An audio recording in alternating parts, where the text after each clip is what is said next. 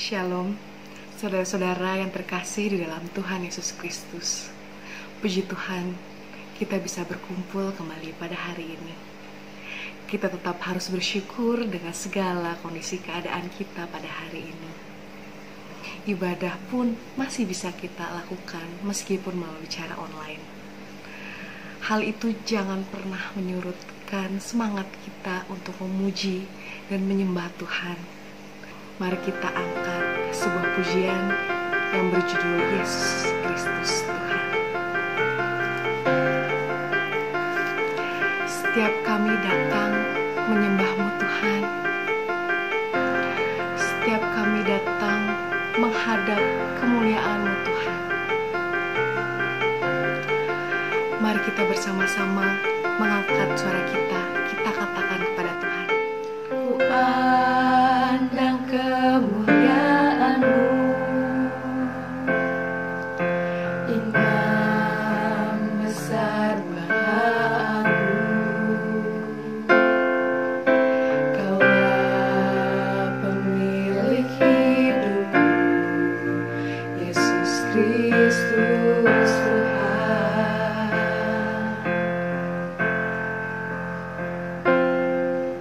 Sujud di depan tatamu, taklukkan seluruh hidupku. Dalam tangan-Mu penebus, Yesus Kristus Tuhan.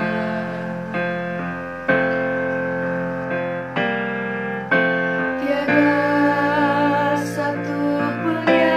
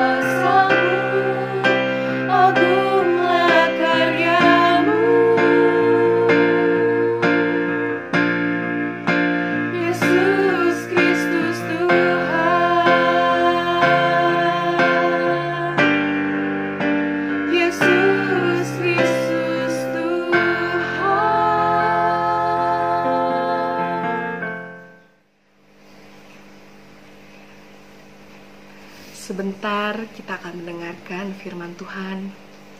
Mari kita siapkan hati dan pikiran kita untuk menikmati hadirat-Nya, agar firman Tuhan dapat kita mengerti dan dapat menjadi berkat untuk kita.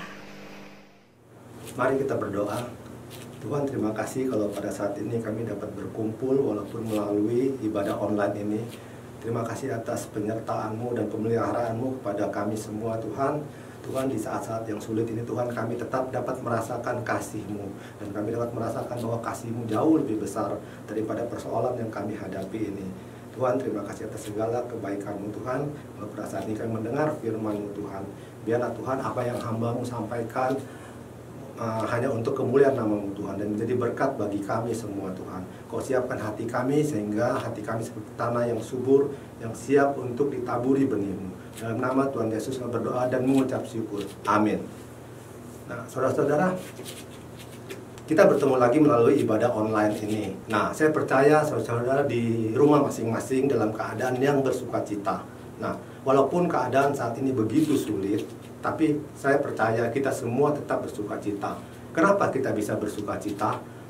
Karena ada roh Tuhan dalam diri kita, yaitu Roh Kudus, roh yang memberi sukacita. Jadi sesuai seperti apa yang dijanjikan Tuhan, bahwa sebagai anak Tuhan, kita akan tetap bersukacita dalam segala hal. Nah, saudara, itulah kebaikan Tuhan kepada kita. Dan kalau pada hari ini kita akan merayakan atau memperingati hari kenaikan Tuhan Yesus. Nah, untuk itu mari kita baca di Lukas 24 ayat 50 sampai 53. Lukas 24 ayat 50 sampai 53. Lukas 24 ayat 50 sampai 53. Kenaikan Yesus. Lalu Yesus membawa mereka keluar kota sampai dekat Betania. Di situ ia mengangkat tangannya dan memberkati mereka. Dan ketika ia sedang memberkati mereka, ia berpisah dari mereka dan terangkat ke surga. Mereka sujud menyembah kepadanya, lalu mereka pulang ke Yerusalem dengan sangat bersukacita. Mereka senantiasa berada di dalam bait Allah dan memuliakan Allah. Amin.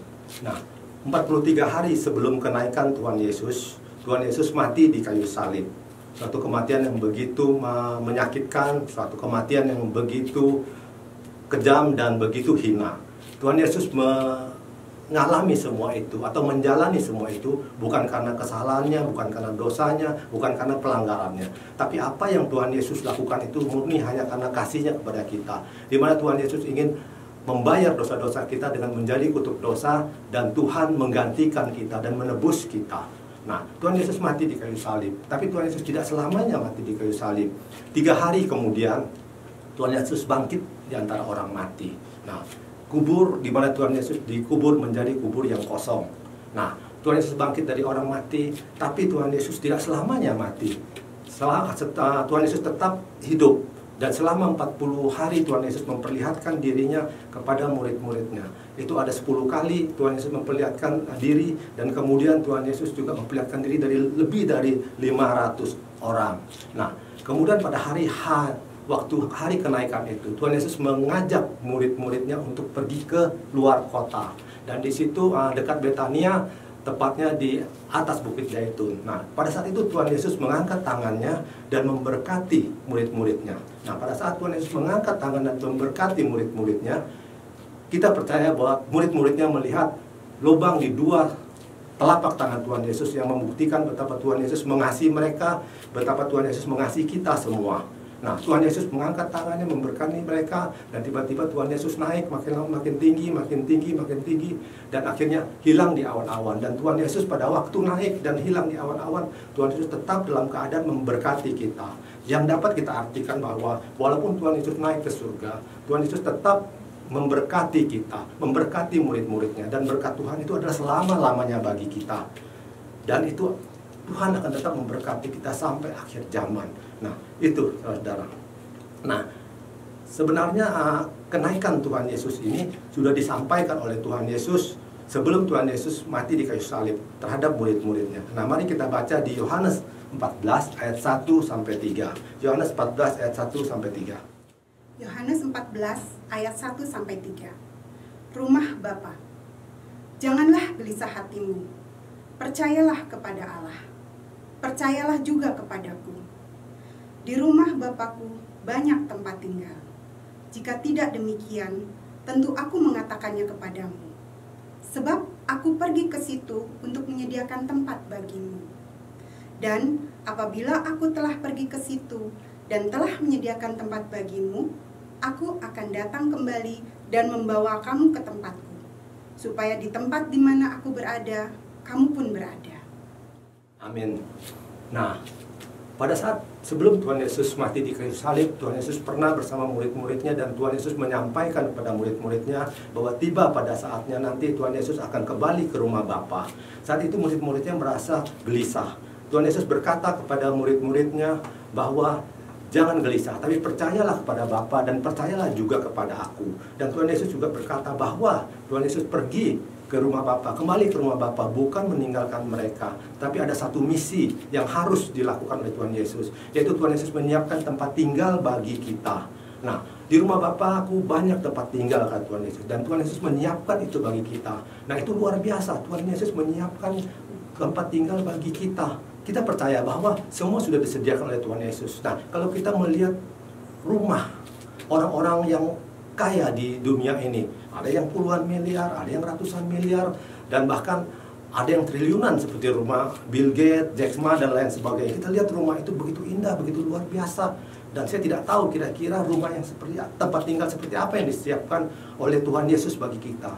Luar biasa, saudara. Begitu baiknya Tuhan kepada kita, begitu Tuhan mengasihi kita. Dan Tuhan menyiapkan semua itu. Pada saatnya nanti, waktu kita kembali ke surga, kita tidak usah bingung lagi untuk menyiapkan tempat tinggal, menyiapkan ini dan itu. Pokoknya semua sudah tersedia.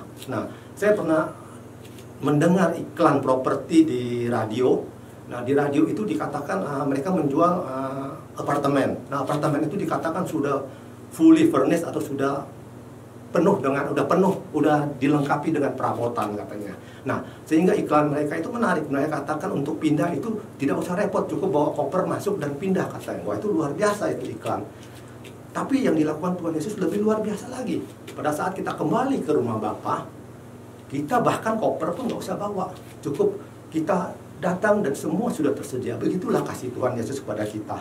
Nah, kalau kita mau menarik lagi ke belakang, feedback lagi ke belakang, sebenarnya Tuhan begitu baik kepada manusia. Pada waktu penciptaan, Tuhan Yesus melakukan hal yang sama, yang mirip.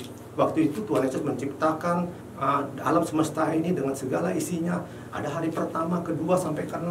Dan Tuhan Yesus setiap hari setelah penciptaan itu mengatakan semua itu baik, semuanya itu baik, semuanya itu baik. Dan diciptakan melalui dengan firman-Nya. Pada hari yang ke-6 itu, begitu semuanya udah lengkap, begitu udah baik, Tuhan Yesus menciptakan manusia dengan buatan tangannya dan kemudian diberi napas. Nah, manusia menjadi hidup. Nah, manusia diciptakan setelah semuanya lengkap. Tuhan menciptakan manusia bukan pada waktu dunia setengah jadi, sehingga manusia harus susah payah. Bukan pada saat dunia ini masih kacau balau atau chaos, tapi semua disiapkan setelah semuanya jadi. Dan dikatakan manusia tinggal menikmati, mengelola, dan menguasai dunia ini. Nah, itu. Jadi luar biasa, Tuhan Yesus menyediakan semuanya bagi manusia karena kasih-Nya. Demikian juga pada saat ini, Tuhan menyiapkan tempat tinggal bagi kita. Pada saatnya nanti, semua sudah tersedia dengan baik bagi kita. Nah, Tuhan Yesus juga berkata, kalau semuanya sudah beres, aku akan kembali, aku akan menjemput kalian, katanya. Nah, jadi pada saat rapture, saat pengangkatan itu, Tuhan Yesus akan datang di awan-awan. Nah, pada saat itu, orang-orang percaya akan terangkat, naik seperti Tuhan Yesus naik itu. Nah, jadi Tuhan Yesus menjemput orang-orang percaya pada saat rapture. Tapi saya percaya, bukan hanya di saat rapture, pada saat orang-orang percaya meninggal saat ini, mereka sudah dijemput oleh Tuhan Yesus. Karena kalau kita lihat dari pengalaman-pengalaman orang dan kita dengar dari cerita-cerita, banyak orang-orang percaya yang meninggal dengan hati yang bersuka cita. Mereka meninggal dengan wajah yang cerah, wajah yang berseri-seri. Mereka bisa bercakap-cakap dengan Tuhan Yesus. Mereka mengatakan mereka melihat Tuhan Yesus. Bahkan mereka bisa memuji Tuhan pada saat itu. Dan mukanya begitu cerah, begitu bersuka cita. Itu kemungkinan Tuhan Yesus menjemput mereka. Terlihat dari sukacita mereka. Dan mereka bisa bercakap-cakap dengan Tuhan Yesus. Kita bandingkan dengan orang yang tidak percaya. Orang yang tidak percaya pada waktu mereka meninggal, mereka begitu ketakutan. Mereka kadang-kadang histeris, mereka kadang-kadang juga stres, berteriak-teriak, begitu ketakutan mukanya. Ya bisa jadi kita bilang, kalau orang percaya dijemput oleh Tuhan Yesus, bisa jadi orang-orang yang tidak percaya itu dijemput oleh, saya tidak tahu, mungkin seperti kata orang malaikat mencabut nyawa yang begitu menyeramkan, yang hitam, besar, pegang tongkat, dan di ujung tongkatnya ada pisau yang melengkung, sehingga mereka begitu ketakutan. Nah itulah Tuhan Yesus menjanjikan bahwa Tuhan Yesus akan menjemput kita. Nah kemudian Tuhan Yesus berkata apa? Di mana aku berada, di sana engkau akan berada. Nah ini luar biasa. Kita akan berada bersama-sama dengan Tuhan Yesus, dan itu sifatnya kekal selama-lamanya. Nah, tempat yang begitu luar biasa, dikatakan di tempat di mana tidak ada air mata, tidak ada penderitaan, dan tidak ada sakit penyakit. Disitulah kita akan bersama-sama selamanya dengan Tuhan Yesus. Tadi saya sempat membahas mengenai pada waktu Tuhan Yesus berkata kepada murid-muridnya bahwa Tuhan Yesus akan kembali ke rumah Bapa. Murid-muridnya menjadi begitu gelisah. Saya pikir sebagai manusia wajar mereka gelisah. Nah, kalau saya lihat minimal ya mungkin banyak. Minimal ada dua alasan kenapa mereka gelisah. Yang pertama, mereka punya ekspektasi yang salah terhadap Tuhan Yesus. Mereka berpikir bahwa Tuhan Yesus akan mendirikan kerajaan di dunia ini. Tuhan Yesus akan menjadi raja, dan mereka akan menjadi pejabat atau orang-orang penting. Tetapi ekspektasi mereka itu kelihatannya tidak terjadi. Mereka berpikir seperti itu karena mereka salah menafsir. Tuhan Yesus sering berbicara mengenai kemerdekaan, yang sebenarnya kemerdekaan atas dosa. Kemudian Tuhan Yesus berkata akan tentang kerajaan. Tuhan Yesus juga berkata tentang raja dan lain sebagainya. Jadi mereka berpikir bahwa Tuhan Yesus akan mendirikan kerajaan itu di dunia ini. Sehingga mereka rela untuk mengorbankan segala macam hal mereka korbankan. Mereka tinggalkan kampung halaman, mereka tinggalkan pekerjaan mereka tinggalkan keluarga mereka. Bahkan kadang-kadang waktu mereka ikut Tuhan Yesus, mereka begitu tergopoh-gopoh. Pernah ada orang yang mengatakan, aku ingin ikut engkau, tapi aku mau menguburkan ayahku, katanya. Tuhan Yesus mengatakan, biarlah orang mati mengubur orang mati, tapi engkau pergilah, beritakanlah kerajaan di mana-mana. Bahkan sampai orang mau mengubur ayahnya aja, dia tidak keburu untuk mengikut Tuhan Yesus ini. Begitu tergopoh-gopohnya, begitu besar pengorbanannya. Dan ada lagi yang mengatakan, aku mau ikut engkau Tuhan, tapi aku mau pamit dulu kepada keluargaku. Tuhan Yesus berkata apa? Kalau orang yang siap untuk membajak, tapi masih melihat ke belakang, katanya, engkau tidak layak untuk kerajaan Allah. Luar biasa. Bahkan untuk berpamitan kepada keluarganya aja orang nggak bisa. Jadi begitu tergopoh-gopoh, begitu besar pengorbanan mereka. Mereka dengan satu harapan bahwa mereka akan berbagian dalam kerajaan itu. Kelihatannya mereka berpikir kerajaan itu akan segera terbentuk. Karena dari fakta-fakta, bukti yang dilihat itu kelihatan ada trennya mengarah ke situ. Pertama, Tuhan Yesus bisa mengumpulkan massa dengan begitu banyak. Pernah ada 5.000 orang laki-laki, belum perempuan dan anak-anak yang ikut Tuhan Yesus. Massa sudah terkumpul. Apalagi pada waktu Tuhan Yesus masuk ke Yerusalem dengan naik keledai, itu luar biasa. Orang banyak mengeluh-elukan Tuhan Yesus di situ. Dan mereka mungkin berpikir inilah saatnya bahwa mereka akan berontak terhadap kerajaan Romawi dan mendirikan kerajaan itu. Dan mereka dapat berbagian dalam kerajaan itu, dan mereka dapat menjadi pejabat. Tapi apa yang terjadi? Ternyata Tuhan Yesus mengatakan, aku akan kembali ke rumah Bapa. Jadi semua harapan mereka itu seolah-olah kandas, pupus, hilang harapan itu. Jadi di situ mereka menjadi begitu kecewa, begitu gelisah. Mereka mungkin berpikir bahwa mereka akan kembali ke kampung halaman mereka, mulai lagi dari nol, memulai profesi lama mereka, dan belum memulai dengan rasa yang malu. Mungkin mereka akan diolok-olok oleh orang lain. Nah, itu yang ada dalam pemikiran mereka. Itu adalah alasan pertama kenapa mereka menjadi gelisah. Jadi harapan mereka akan kerajaan di dunia ini dan harapan mereka untuk mendapat bagian dalam kerajaan itu ternyata kelihatannya pupus. Nah, kemudian alasan kenapa mereka menjadi gelisah, alasan yang kedua adalah saat itu adalah saat yang begitu genting. Orang membenci mereka, orang ingin membunuh Tuhan Yesus. Berbeda sekali dengan kejadian sebelumnya pada waktu 5.000 orang ikut Tuhan Yesus, dan kemudian pada waktu Tuhan Yesus masuk ke Yerusalem yang begitu banyak orang mengeluh-elukan. Tapi karena hasutan dari tokoh-tokoh agama yang berkonspirasi dengan orang-orang politik saat itu, akhirnya dibalikkan suatu isu itu, akhirnya mereka menjadi membenci kelompok itu, membenci Tuhan Yesus. Nah, justru di saat yang sangat genting itu, Tuhan Yesus berkata Tuhan Yesus akan kembali ke rumah Bapa. Jadi mereka begitu gelisah. Mereka seperti ayam yang kehilangan induk. Mereka bingung harus kenapa, harus ngapain gitu loh. Ada teori kepemimpinan yang mengatakan pemimpin yang sejati katanya adalah pemimpin yang berkorban untuk pengikutnya. Pada saat semuanya begitu baik, begitu lancar, begitu nyaman, anak buahnya disuruh maju, sedangkan dia ada di belakang, anak buahnya yang disuruh menjalankan dan menikmati semua itu. Tapi dalam keadaan yang berbahaya, pemimpin yang sejati itu dia akan maju ke depan, anak buahnya disuruh berlindung di belakang, dia yang menghadapi bahaya itu. Tapi sebaliknya pemimpin yang tidak baik, pada saat semuanya baik, lancar, dan menyenangkan, dia akan maju ke depan, menikmati semua itu, anak buahnya di belakang tidak boleh menikmati. Tapi dalam saat yang berbahaya, dalam saat yang genting, dalam saat yang tidak nyaman, dia akan menyuruh anak buahnya untuk di depan, menjadi bemper di depan, dia akan bersembunyi di belakang, kalau perlu dia melarikan diri. Itu pemimpin yang tidak baik. Dari cara berpikir itu bisa jadi murid-muridnya berpikir bahwa Tuhan Yesus meninggalkan mereka. Jangan-jangan Tuhan Yesus ini bukan pemimpin yang baik katanya. Tapi apa betul Tuhan Yesus meninggalkan mereka? Apa betul Tuhan Yesus adalah pemimpin yang tidak baik? Mari kita baca di Yohanes 16 ayat 7. Yohanes 16 ayat 7.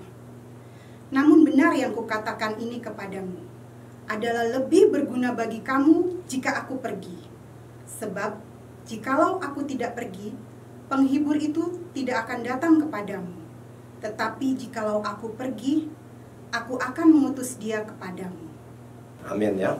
Jadi di sini Tuhan Yesus berkata, aku akan pergi ke rumah Bapa. Nah, kalau aku pergi ke rumah Bapa adalah lebih berguna bagi kalian. Dan pada saat aku pergi, aku akan mengutus roh penghibur itu kepada kalian. Dan roh penghibur itu akan ada pada kalian kalau aku pergi. Nah, jadi itu lebih bermanfaat. Jadi tidak benar kalau Tuhan meninggalkan mereka. Justru Tuhan semakin lebih dekat kepada mereka di saat-saat genting dan berbahaya ini. Kalau tadinya mereka bersama-sama Tuhan Yesus dalam satu kelompok berdekatan, ya kan, tapi tetap ada jarak antara mereka dengan Tuhan Yesus.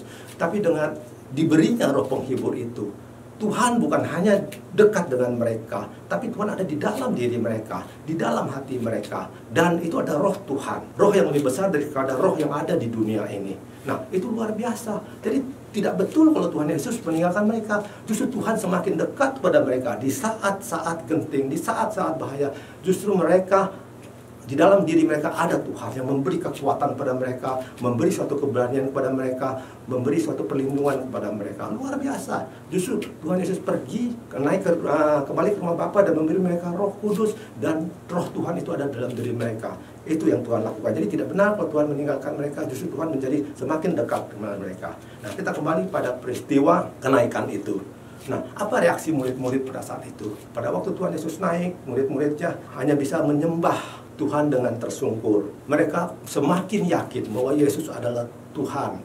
Bukan hanya karena Tuhan Yesus naik ke surga, tapi mereka langsung berpikir semua rangkaian yang dari awal. Dari kelahiran Tuhan Yesus sudah terjadi suatu mujizat yang luar biasa, di mana Yesus dilahirkan dari perawan, ya kan? Kemudian selama pelayanan Tuhan Yesus di dunia ini, banyak hal yang luar biasa, banyak mujizat yang dilakukan. Bahkan Tuhan Yesus dapat menghidupkan orang mati. Bahkan Tuhan Yesus dapat meredakan angin ribut. Tuhan Yesus juga mengajar banyak hal, mengatakan bahwa akulah jalan kebenaran dan hidup. Tak ada yang bisa datang ke rumah Bapa tanpa melalui aku. Dan Tuhan Yesus juga mengatakan aku dan Bapa adalah satu. Tuhan Yesus menggambarkan bahwa dirinya adalah Tuhan. Nah, kemudian apa lagi rangkaian itu? Tuhan Yesus mati di kayu salib. Nah, pada waktu Tuhan Yesus mati di kayu disalib, pada waktu Tuhan Yesus disalib, tidak ada satu perkataan sumpah serapah, makian yang keluar dari mulut Tuhan Yesus. Tapi di sana Tuhan Yesus tetap melakukan dengan rela, menjalankan dengan rela. Bahkan Tuhan Yesus dapat mengatakan, Bapa ampuni mereka karena mereka tidak tahu apa yang mereka perbuat.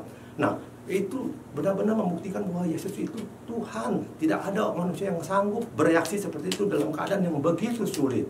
Nah, kemudian rangkaian selanjutnya apa? Tuhan Yesus bangkit di antara orang mati, yaitu suatu mujizat, kuburnya kosong. Dan setelah itu Tuhan Yesus naik ke surga. Jadi semua itu menggambarkan suatu rangkaian yang full, yang menyatakan bahwa Yesus adalah Tuhan. Dan yang mereka bisa lakukan saat itu, mereka hanya bisa tersungkur dan menyembah Tuhan.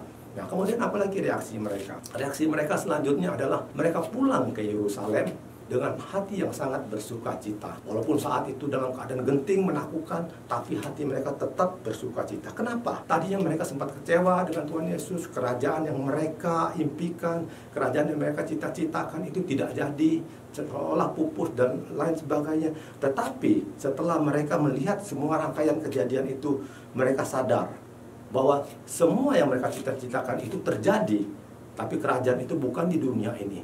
Kerajaan itu adalah kerajaan di sorga, di mana Tuhan Yesus menjadi raja di atas segala raja. Dan Tuhan Yesus dikatakan duduk di sebelah kanan Allah. Dia memerintah alam semesta ini. Jadi semua pengorbanan mereka itu tidak sia-sia. Yesus sudah menjadi raja. Bukan raja di dunia ini, bahkan raja dari segala raja, dan bertahta di sorga, duduk di sebelah kanan Allah. Jadi mereka pulang dengan sukacita, sangat sukacita, walaupun dalam keadaan genting, menakutkan, mereka terancam pada saat itu. Itu reaksi mereka. Kemudian apalagi reaksi mereka setelah itu? Mereka senantiasa di bait suci untuk memuliakan Tuhan. Nah, di situ mereka sadar bahwa Yesus adalah Tuhan. Yesus adalah yang maha kuasa, pencipta langit, bumi, dan segala isinya. Tapi di sisi lain, Yesus adalah Yesus yang mengasihi mereka. Yesus rela mati bagi mereka, dan menebus mereka, membayar dosa mereka. Dan mereka begitu bersyukur, karena mereka berbagian dalam peristiwa itu. Dan mereka berbagian dalam keselamatan itu. Jadi yang bisa mereka lakukan hanyalah mereka memuliakan Tuhan. Tuhan begitu baik, Tuhan begitu luar biasa. Itulah reaksi mereka, saudara. Kemudian bagaimana dengan kita? Ya kan, ini peristiwa kenaikan Tuhan Yesus. Bagaimana reaksi kita? Kita sudah melihat bahwa reaksi murid-murid itu seperti begitu. Bagaimana dengan kita? Kita bukan saksi yang secara langsung. Kita tidak melihat peristiwa itu. Tapi kita beruntung. Kita orang-orang yang dipilih oleh Tuhan. Karena itu melalui kuasa firman Tuhan, melalui Roh Kudus yang ada dalam diri kita, kita diberi suatu pencerahan, kita diberi suatu pemahaman, kita diberi suatu penglihatan. Walaupun kita tidak menjadi saksi, tapi melalui mata rohani kita bisa melihat bahwa semuanya itu terjadi. Seolah kita melihat secara langsung, secara live kejadian itu melalui mata rohani kita. Karena itu tidak aneh kalau dikatakan kita juga diperintahkan untuk menjadi saksi. Nah, murid-murid dikatakan menjadi saksi, itu sebenarnya wajar karena mereka saksi mata langsung. Mereka bisa menjadi saksi. Nah, kita bukan saksi mata langsung. Bagaimana kita bisa menjadi saksi?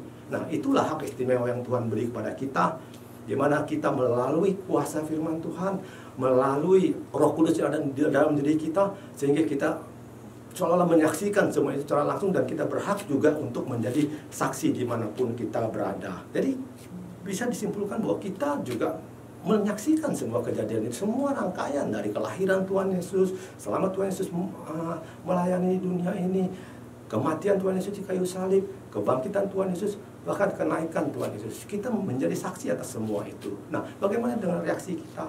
Ya, sudah selayaknya, sepantasnya kita juga mempunyai reaksi yang sama.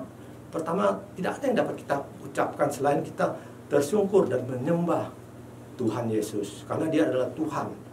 Nah, kemudian kita juga harus mempunyai reaksi yang sama. Kita harus mempunyai hati yang bersukacita, sangat sukacita. Walaupun saat ini dalam keadaan yang sulit, sebenarnya kesulitan kita tidak berbeda dengan murid-murid pada saat itu. Mungkin kesulitan mereka lebih susah, karena mereka saat itu diancam, akan dibunuh, ditangkap, dan lain sebagainya. Tapi mereka dapat pulang ke Yerusalem dengan hati yang bersukacita. Begitu juga dengan kita dalam menghadapi situasi yang sulit ini, kita tetap dapat bersukacita, karena kita tahu bahwa Yesus adalah Raja. Dia sudah menjadi Raja di atas segala raja. Dia adalah Raja alam semesta ini. Dia duduk di sebelah kanan Allah. Dia yang memerintah, dia yang berdaulat. Dan kalau semua ini yang terjadi atas izin Tuhan. Nah, kemudian apalagi reaksi muridnya? Mereka senantiasa memuliakan Tuhan di bait suci. Nah, begitu juga dengan kita. Kita harus memuliakan Tuhan, kita harus rajin beribadah. Walaupun sekarang ada keterbatasan, kita tetap beribadah melalui ibadah online ini. Dan kemudian kita memuliakan Tuhan dari mulut bibir kita, dari kehidupan kita. Nah, itu yang kita harus lakukan. Ini yang dapat kita pelajari pada hari ini. Bagaimana Tuhan itu adalah begitu mengasihi kita. Dari rangkaian semua itu kita tahu bahwa Tuhan Yesus punya rencana yang begitu indah bagi kita. Karena itu sudah selayaknya kita hanya bisa bersyukur menyembah Tuhan. Kita bisa bersuka cita, dan kita hanya bisa memuliakan Tuhan. Nah, sekian firman Tuhan. Mari kita berdoa. Tuhan, terima kasih atas firman-Mu Tuhan, di mana Engkau mengajar kepada kami bahwa kalau Engkau naik ke surga, bukan Engkau meninggalkan kami, tapi justru Engkau menyiapkan tempat tinggal bagi kami. Dan juga Engkau memberi Roh Kudus itu kepada kami. Roh yang begitu luar biasa. Itu adalah Roh-Mu sendiri, di mana Roh itu lebih besar dari segala roh yang ada di dunia ini. Dan Tuhan begitu besar kasih-Mu kepada kami. Kami bersyukur karena kami berbagian dalam peristiwa ini. Dan Tuhan, biarlah Tuhan di sisi lain Kami menyadari semua kasih-Mu itu, dan kami mau mengasihi Engkau dengan lebih sungguh-sungguh lagi Tuhan. Karena sebelum kami mengasihi Engkau, Engkau sudah lebih dahulu mengasihi kami. Siapakah kami ini Tuhan, sehingga kami layak untuk berbagian dalam kasih itu. Dan biarlah Tuhan, kami hanya mengucap syukur pada Engkau dan senantiasa memuliakan Engkau dalam hidup kami.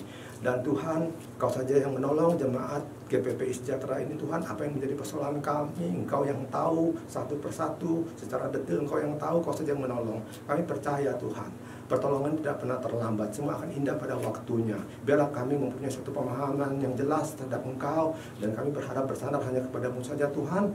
Itulah yang dapat kami naikkan kepada Engkau. Dan Tuhan, biarlah Tuhan, kami menyerahkan kehidupan semua jemaat GPPI Sejahtera ini hanya ke dalam tangan-Mu saja.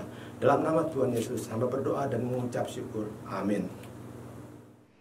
Puji Tuhan, kita sudah mendengarkan firman Tuhan. Kiranya firman tersebut dapat kita pahami dan dapat menjadi kekuatan untuk kita menjalani hidup. Sebelum kita menutup ibadah dengan doa syafaat, mari kita menaikkan satu pujian yang berjudul Dia Sungguh Baik. Kami bersyukur kami punya Allah yang baik di dalam hidup kami. Dia baik, Dia tidak pernah berubah untuk kita. Dia mati bagi kita dan bangkit mengalahkan maut. Dia Tuhan Allah, kemenangan kita.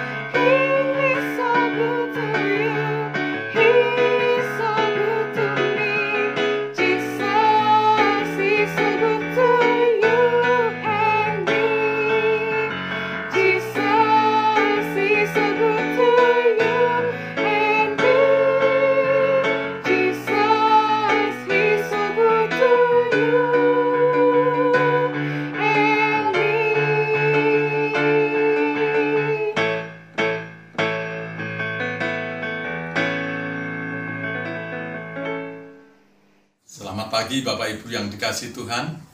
Bagaimana mendapat berkat firman Tuhan pagi hari ini? Puji Tuhan. Ya, mari kita berdoa syafaat. Kita mengucap syukur kepada Tuhan buat anugerah kasih kemurahan-Nya, di mana hari ini kita semua boleh memperingati hari kenaikan Tuhan Yesus Kristus ke surga. Mari kita berdoa. Bapa, di dalam nama Tuhan Yesus Kristus, kami mengucap syukur dan terima kasih kalau pagi hari ini kembali kami berkesempatan mengikuti ibadah online dari Gereja GPPI Sejahtera. Tuhan pakai hamba-hamba-Mu yang ambil bagian dalam pekerjaan-Mu, baik pemimpin puji-pujian, hamba-Mu yang menyampaikan firman Tuhan, pemain musik, maupun juga saudara kami yang ambil bagian dalam multimedia. Tuhan, kami bersyukur di mana situasi saat ini memang masih sedikit mencekam, tetapi kami yakin dan percaya Tuhan memberikan kekuatan bagi seluruh jemaat Tuhan GPPI Sejahtera. Tuhan, kami serahkan saudara seiman kami yang mungkin saat ini dalam keadaan sakit. Tuhan, jamah sembuhkan mereka.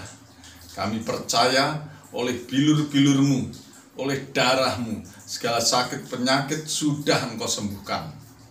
Yang lemah Engkau kuatkan, yang susah Engkau hiburkan, yang menghadapi masalah persoalan, terutama bidang ekonomi, Tuhan ulurkan tangan-Mu, berkati jemaat-Mu.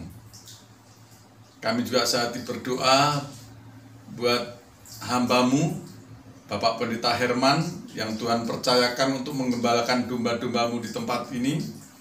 Tuhan pakai dia lebih hari lebih indah. Berkati ide-ide dan arahan-arahan visi dan misi untuk jemaat Tuhan GPPI Sejahtera, supaya jemaat Tuhan GPPI Sejahtera makin maju, makin lebih sungguh-sungguh lagi, berakar, bertumbuh dan berbuah-buah di dalam Engkau.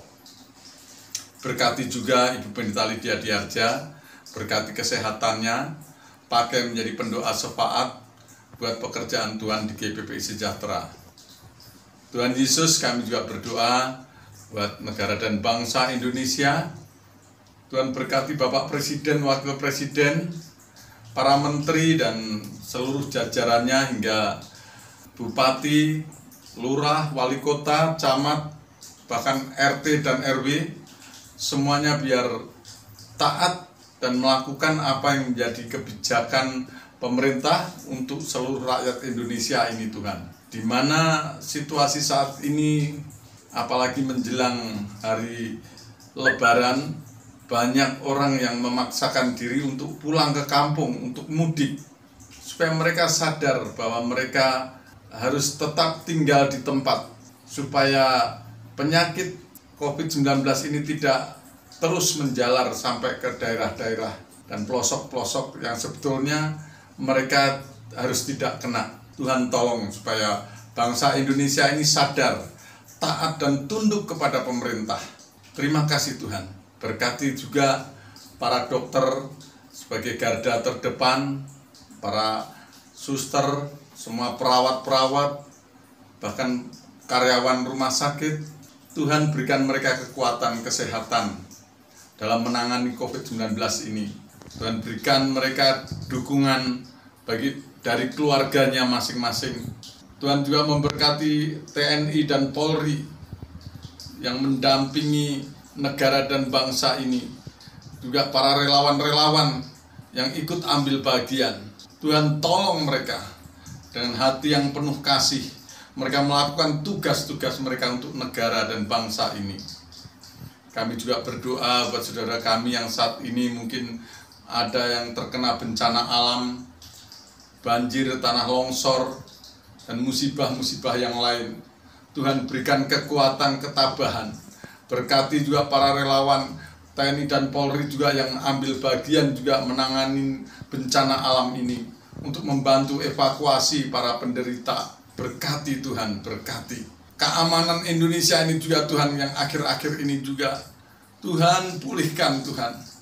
Sadarkan mereka Tuhan, supaya negara ini tetap aman dan tentram. Terima kasih Tuhan, terima kasih. Segala puji dan hormat dan syukur kami naikkan kepadamu. Dalam nama Bapa, Putra, dan Roh Kudus.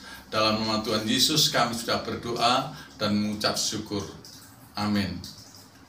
Bapak Ibu yang dikasihi Tuhan, selamat hari kenaikan Tuhan Yesus Kristus. Biasanya kalau habis acara kenaikan Tuhan Yesus atau hari Paskah, ya habis ibadah kita makan bersama, ya botram. Tetapi untuk kali ini kita makan bersama di keluarga masing-masing. Sebetulnya saya pribadi sudah kangen untuk berkumpul, untuk bersama-sama. Ya, tapi gimana lagi keadaannya seperti ini. Ya, nanti kita berdoa terus supaya COVID-19 ini lekas berhenti lalu dari negeri kita. Amin. Selanjutnya saya serahkan kepada Bapak Pendeta Herman untuk doa penutup dan doa berkat. Sekian, terima kasih. Mari kita mengangkat tangan kita mau menerima berkat Tuhan. Tuhan memberkati engkau dan melindungi engkau.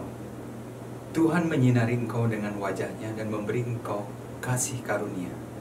Tuhan menghadapkan wajahnya kepadamu dan memberi engkau damai sejahtera. Terimalah segala berkat yang sudah Bapa sediakan bagimu. Kasih karunia daripada Tuhan Yesus Kristus dan persekutuan dengan Roh Kudus menyertai kami sekalian mulai pagi hari ini sampai Maranatha Tuhan Yesus datang kembali.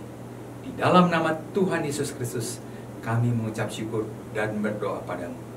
Amin.